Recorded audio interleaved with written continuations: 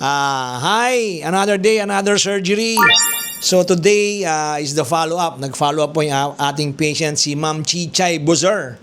Yan. Good afternoon. Yeah, siya po yung ginawa natin na revision breast augmentation last week, no?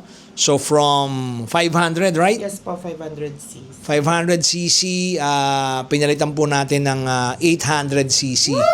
No? So yung kanyang pong breast is merong contracture konti, so we have to remove the capsule and make it the wider, no? So eto na po ang kanyang so what can you say, Miss Chichay? Super satisfied po ako, Doc. Ang ganda po nung boobs ko. Ng aking mga new babies. Bagsak siya for parang second day po, bumagsak na agad siya.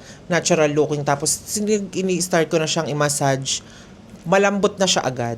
Yeah. And every day po, parang lalo siya nawawala yung swelling sa katawan ko. Lalo siyang nalaki. So, satisfied po ako. Yun, ako, thank you very much, Miss Chichay, no? So, malambot nga, kinapa ko yung kanyang breast, very natural by look and by touch, palagi ko sinasabi yan. Marami matutuwa nito, charit.